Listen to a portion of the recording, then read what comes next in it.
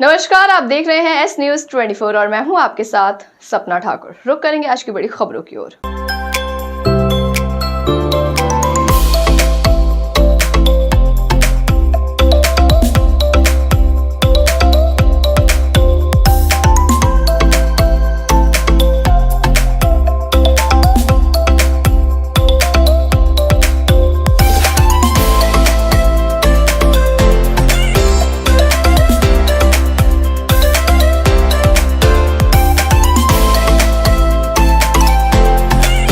पौराणिक, आध्यात्मिक और धार्मिक नगरी अवंतिका नगरी की समस्त धार्मिक महिलाएं सामूहिक रूप से हरतालिका तीज का त्योहार टावर चौक फ्रेंगंज पर मनाएंगी, जिसमें विधि विधान से सनातन धर्म की परंपरा के अनुसार पूजन अर्चन किया जाएगा। हरतालिका तीज की कथा स्वामी ध्यान श्री शैलेशानंद गिरी जी महामंडलेश्वर के द्वारा की जाएगी। रात्रि जागरण में सभी माताएं बहनें आमंत्रित हैं। हरतालिका तीज महोत्सव में महिलाओं की भजन मंडलियां मंच पर प्रस्तुति के लिए आमंत्रित हैं। दिनांक 30 अगस्त रात 7 बजे से स्थान टावर चौक फ्रेंगंज उज्जैन।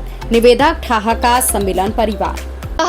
ठहाका सम्मेलन परिवार हरतालिका तीज महोत्सव रात्रि जागरण 30 अगस्त 2022, समय रात्रि 8 बजे से, स्थान टावर चौक फ्रीगंज उज्जैन। आप सभी को महेंद्र यादव का प्यार भरा नमस्कार। इस बार उज्जैन शहर में हरतालिका तीज सनातन धर्म का सबसे पवित्र त्योहार जो है वो महोत्सव के रूप में मनाया जा रहा है और उज्जैन शहर की सारी महिलाएं मिलकर के इस आयोजन को मना रही है एक जगह टावर चौक फ्रीगंज पर। तो मैं आप सभी फैमिली से अनुरोध करता हूँ, आप सभी को इनवाइट करता हूँ कि टावर चौक पर इस बार आप सभी आइए। और हमने एक पूजा का पंडाल बनाया जहाँ पर 5 पूजा होगी नियमित रूप से जो होती है हरतालिका तीज पर। साथ ही भजन कीर्तन के साथ ही उज्जैन शहर की सभी विधाओं की महिलाएं अलग अलग प्रस्तुतियां भी देगी वहाँ पर। तो रात्रि जागरण रात को ठीक 8 बजे 30 अगस्त के दिन आप सब लोग जरूर आइएगा। जय महाकाल। आलाधितु में भाई महेंद्र यादव ने हरतालिका तीज को उज्जैनी में भव्य स्तर पर मनाने का निर्णय लिया और आसपास के नगर समेत इस नगर की समस्त महिलाएं, माताएं, बहनें वहां पर उस व्रत का पूरा विधि विधान से सनातन धर्म के हिसाब से पालन करेंगी और उस रात्रि का माँ गौरा के लिए, माँ पार्वती के अनुष्ठान के लिए अपने स्वयं का व्रत रखेंगी। बेहद शुभ अवसर है। मैं खुद लालायित हूँ। आप सभी माताओं बहनों के दर्शन के लिए प्रयास करूँगा। मैं भी उपस्थित हूँ आप सभी के दर्शन के लिए। और याद रखें कि सनातन धर्म के अंदर अभी तक व्याख्याएं जितनी हो रही है इस काल के अंदर आपने कृष्ण की लीलाएं देखी होंगी, राधा की लीलाएं देखी होंगी, किंतु ये स्पष्ट है कि महादेव ने किस तरीके से अपने ससुर दक्ष प्रजापति को मनाया था और किस प्रकार से सुनट नर्तक बन करके उन्होंने विवाह के लिए उनसे सहमति ली थी। तो ये बेहद हमारे सनातन का बहुत दिव्य अवसर है और ये इसके वैज्ञानिक उपमाएं भी है, वैज्ञानिक अवधारणा भी है। आप सभी अवश्य पधारें।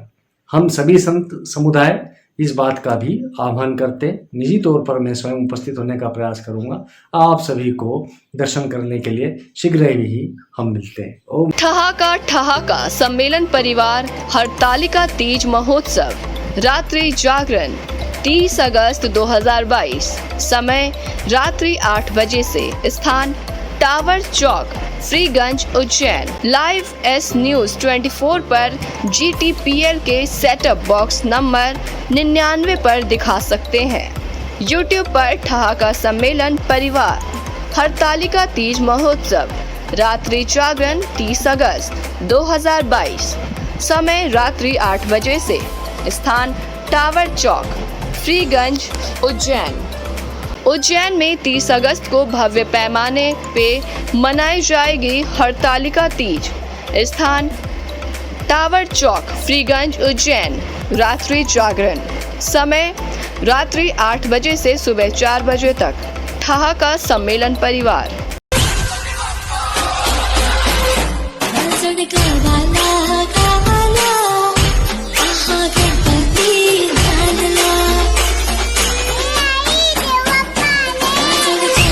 तहसील क्षेत्र के अंतर्गत ग्राम बिछोड़ौद में श्वेतांबर जैन समाज के तप आराधना के साथ 8 दिवसीय पर्युषण पर्व की शुरुआत हुई।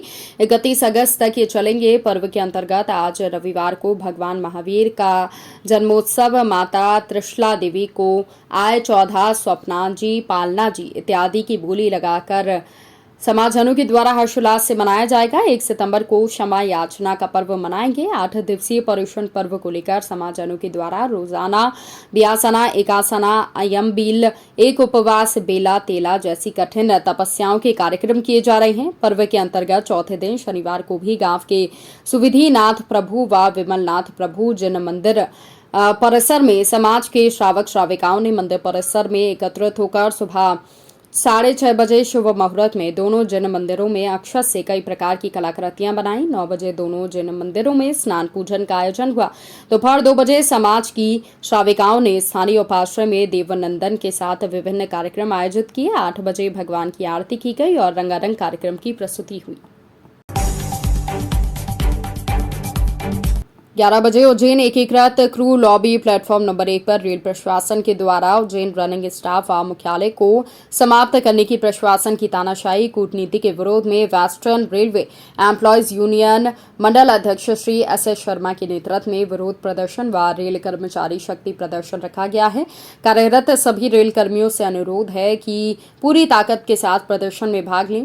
प्रदर्शन के मुख्य बिंदु हैं जहां पर रतलाम मंडल रेल अधिकारियों के द्वारा उज्जैन रनिंग स्टाफ का कार्य संचालन दूसरे मुख्यालय डिवीजन वाले जोन को स्थानांतरित करना, उज्जैन मुख्यालय की वर्किंग बीट को कम कर मुख्यालय समाप्त करने की साजिश, रनिंग कर्मचारियों को उनके आधिकारिक भत्ते नहीं देकर आर्थिक हानि से ग्रस्त करना, उज्जैन रनिंग स्टाफ को मुख्यालय से बाहर क्षमता से अधिक रोकना, उज्जैन रनिंग स्टाफ का बाहरी स्टेशन व रनिंग रूम में विश्राम पूर्ण होने पर गाड़ी बुक न करना, कोरोना काल में उज्जैन मुख्यालय की पोस्ट अन्य मुख्यालय को अस्थायी रूप से स्थानांतरित करके उनको स्थायी कर देना, उज्जैन मुख्यालय से जो पोस्ट स्थानांतरित की गई हैं उन्हें दोबारा मुख्यालय पर लौटाना, उज्जैन रनिंग स्टाफ से सौतेला व्यवहार रखना, रतलाम मंडल में अधिकारियों के द्वारा रतलाम मुख्यालय पर गाड़ी का शेड्यूल लागू करना, उज्जैन रनिंग स्टाफ को रतलाम मंडल के अधिकारी के द्वारा मानसिक व आर्थिक रूप से प्रताड़ित करना, इन सभी चीजों को लेकर यहां पर प्रदर्शन रखा गया है। मुझे बताइए आपके द्वारा किस प्रकार का प्रदर्शन रेलवे से किया? ये आज का जो प्रदर्शन है western railway employees union Ujjain शाखा द्वारा रखा गया है और इसकी जो मुख्य बातें ये हैं कि रेल कर्मचारियों में रेल प्रशासन के द्वारा जो स्टेप लिए जा रहे हैं उसको लेकर बहुत आक्रोश है। जैसे कि ऑफिस सीटिंग है, अगर जूनियर कर्मचारी सीनियर पोस्ट पर काम करता है तो उसको ऑफिस सीटिंग मिलना चाहिए, ये रेलवे का नियम है और नियम के तहत उनको ऑफिस सीटिंग नहीं दिया जा रहा। ये बहुत बड़ी एक स्थिति बनी हुई है जिसको लेकर रेलवे पीएनए में बात की गई, नहीं हो रहा है। दूसरी बात कि जो गाड़ियाँ हमारे हेडक्वार्टर की हैं, जो गाड़ियाँ हम अपने हेडक्वार्टर से चलाते आए हैं अभी तक, वो गाड़ियों को दूसरे हेडक्वार्टर को और दूसरी रेलवे को देने का काम रेल प्रशासन कर रहा है, जिसका वेस्टर्न रेलवे एम्प्लॉयज यूनियन सख्त विरोध करती है। कितने कर्मचारी आप लोग इस समस्या में परेशान हैं? हम लोग समस्या से कम 2000 रेल कर्मचारी परेशान। अगर नहीं मानते आपको मांगे तो किस प्रकार से? तो ये प्रदर्शन चलता रहेगा और नई नई तरीके से हम अपना प्रदर्शन करेंगे। आपका नाम? एस शर्मा, मंडल अध्यक्ष western railway employees union. Ujjain high court के दिशा निर्देश पर क्षेत्रीय जनता में भारी उत्साह व क्षेत्र के नागरिकों संघर्ष समिति ने विकास समिति के द्वारा दीपदान और दूध से गोवर्धन सागर का अभिषेक किया गया। क्षेत्र में बड़ी संख्या में नागरिक समाज, शहर के सामाजिक संगठन के पदाधिकारी ने भाग लिया। इस मौके पर खास तौर पर बतख व मछली के बच्चे गोवर्धन सागर पर छोड़े गए। ओम अग्रवाल ने बताया कि खसरा नंबर 1281 को तालाब घोषित किया गया है। सागर बचाओ संघर्ष समिति की ओर से महंत डॉक्टर रामेश्वर दास के नेतृत्व में कार्यक्रम आयोजित किए गए। उज्जैन के धार्मिक पौराणिक महत्व रखने वाले गोवर्धन सागर को लेकर माकूल फैसला देते हुए उसे तालाब घोषित किया गया है। जैसी ये खबर संघर्ष समिति विकास समिति के सदस्यों के बीच पहुंची तो हर्ष व्याप्त हो गया। इस अवसर पर महंत डॉक्टर रामेश्वर दास, महंत विशाल दास, महंत रामचंद्र दास, क्षेत्रीय पार्षद विजय सिंह कुशवाहा, राजेश त्रिवेदी, पवन यादव, विजय राठौर आदि लोग उपस्थित थे। महाराज जी बताइए किस प्रकार का आज कार्यक्रम आयोजित किया गया? ये अभी जो है गोवर्धन सागर जो उज्जैन में सप्त सागर है उसमें एक गोवर्धन सागर है और गोवर्धन सागर का विकास होने में न्यायालय में प्रकरण विचाराधीन था। इस कारण से कहीं भी इसमें विकास नहीं कर पाए थे। अभी कुछ दिन पूर्व यहाँ की समिति और यहाँ के रहवासियों में और रामादल अखाड़ा परिषद के सब साधु संतों ने 17 दिन तक श्रम किया और यहाँ की जो जल कुंभी घास इत्यादि थे सब साफ किया था। अब यहाँ पर दिखता है कि ये गोवर्धन सागर है, पहले लगता ही नहीं था कि सागर है। तो इसके कारण शासन इस पे कोई भी किसी प्रकार का निर्माण या अतिक्रमण मुक्त नहीं करा पा रही थी। अभी हाई कोर्ट से जो है फैसला हुआ है शासन के पक्ष में, तो इस प्रसन्नता में यहाँ के सब रहवासी लोग अत्यंत प्रसन्न है और उसी के संदर्भ में यहाँ आज गोवर्धन सागर की पूजा करने सब उपस्थित हुए हैं ताकि आगे चलकर इसका जीर्णोद्धार हो और शासन के द्वारा 13 करोड़ रुपए सैंक्शन है, वो पैसे जल्दी से जल्दी लगे ऐसी सबकी भावना है। और यहाँ पर जो है गोवर्धन भगवान का जो है एक बहुत बड़ा मंदिर बनाया जाए, उनकी मूर्ति स्थापना हो जाए, ये सब यहाँ की रहवासियों की इच्छा है। इसी के लिए सब आज उपस्थित हुए हैं प्रसन्नता के कारण कि यहाँ पर गोवर्धन सागर की पूजा करें और यहाँ पर जीर्णोद्धार के लिए सब प्रयास करें, यही सबकी इच्छा है। सागर के आसपास बाउंड्री बनाने की जो बात की गई थी उसके बारे में क्या करें? नहीं, अभी जो पैसा है उस पैसे से बाउंड्री क्या चारों तरफ से रोड बनाई जाएगी ताकि आदमी पूरे सागर का परिक्रमा लगा सके और घाट बनाया जाएगा ताकि जो पुरुषोत्तम मास में महिलाएं पूजा करती है उनको पानी स्वच्छ मिले और यहाँ पर आसानी से पूजा कर सके, घाट बन जाए। और ये शहर के मध्य में इतना बड़ा सरोवर और अन्य कोई तालाब नहीं है जितना बड़ा इसका क्षेत्रफल है, तो शहर के मध्य में होने के नाते यहाँ पर इतनी अच्छी व्यवस्था होनी चाहिए, गार्डन बन जाए, लोग आके यहाँ पर व्यायाम करें, योग करें और आसपास परिक्रमा लगाएं, पार्किंग हो जाए, ये सब व्यवस्था हो जाएगी तो शहर के मध्य में होने से आम आदमी को काफ़ी सहूलियत रहेगी। जैसे विष्णु सागर में वर्तमान में चल रहा है उससे भी अच्छा यहाँ होना चाहिए क्योंकि वो तो थोड़ा दूर पड़ता है, ये बिल्कुल शहर के मध्य में है। तो अगर ये व्यवस्था शासन करेगी तो सब जनता को और यहाँ के रहवासियों को बड़ा अच्छा लगेगा और साधु संत भी सब प्रसन्न है शासन के कोर्ट के फैसले के। आज विगत दिनों बिजली कंपनी के द्वारा स्मार्ट मीटर लगाए जाने पर विराटनगर में हुई महिला की मौत को लेकर शहर कांग्रेस कमेटी के अध्यक्ष रवि भदौरिया के नेतृत्व में विराटनगर स्थित मृतक के घर पहुंचकर शोक संवेदना व्यक्त की। चिमनगंज मंडी थाने पहुंचकर टीआई भास्कर जी से घटना के वास्तविक दोषियों के खिलाफ कार्यवाही को लेकर चर्चा की। प्रशासन व शासन से मांग की कि मोहन चौहान के परिवार को उचित मुआवजा दिया जाए। इस दौरान रवि राय, लालचंद भारती आदि लोग मौजूद थे।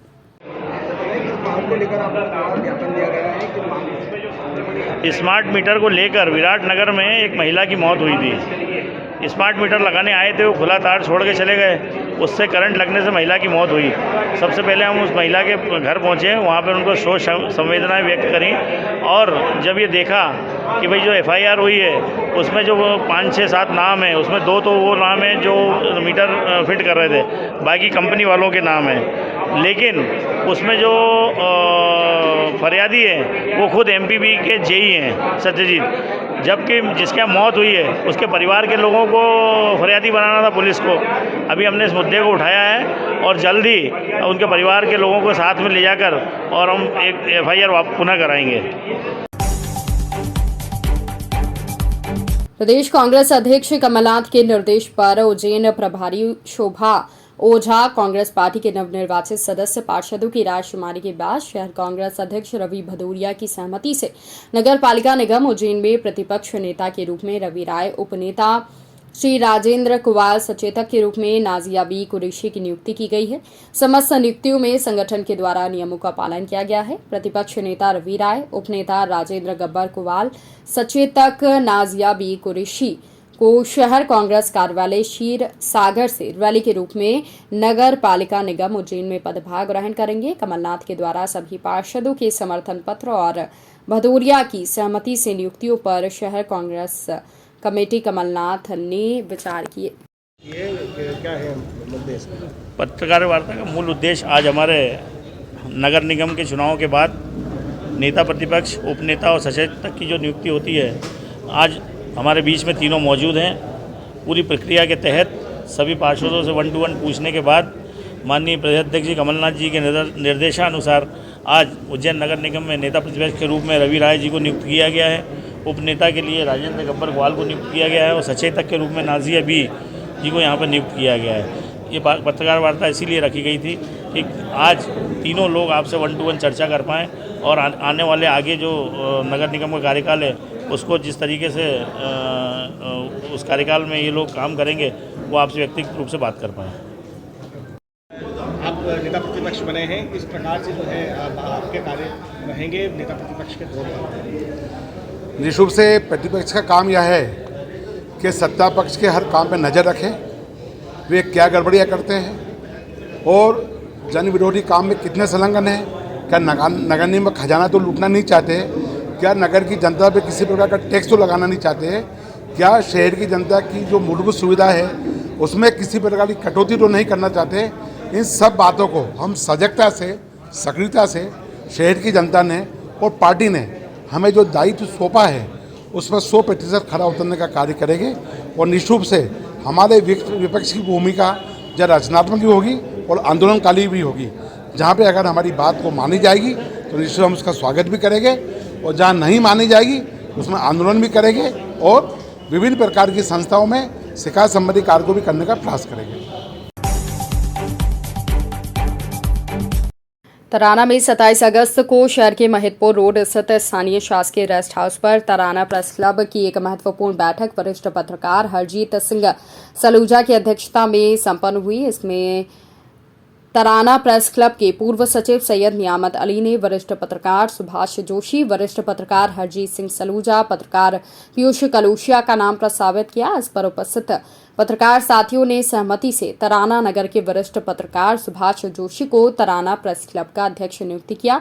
वरिष्ठ पत्रकार हरजीत सिंह सलूजा को सचिव नियुक्त किया गया। इसके बाद उन दोनों का सभी पत्रकारों ने माला पहनाकर स्वागत किया। बैठक में वरिष्ठ पत्रकार शैलेंद्र शर्मा, दिनेश जैन, नरेंद्र मेहता, मुकेश शर्मा, आरिफ खान, किशन जोशी, अशोक वक्त, नवीन नागर, नानावटी प्रजापति, पीयूष कलूशिया, कल्याण सिंह तोमर, नईम आफ्ताब, अरशद जागीरदार, ध्रुव जैन आदि पत्रकार साथी मौजूद थे। नवनियुक्त अध्यक्ष व सचिव ने बताया कि जल्द ही तराना प्रेस क्लब की कार्यकारिणी गठित की जाएगी और अधिकारियों से चर्चा की जाएगी। पत्रकारों के हित में जो भी संभव हो प्रयास किए जाएंगे। बैठक का सफल संचालन पत्रकार नईम आफ्ताब ने किया, वहीं जानकारी अरशद जागीरदार ने दी।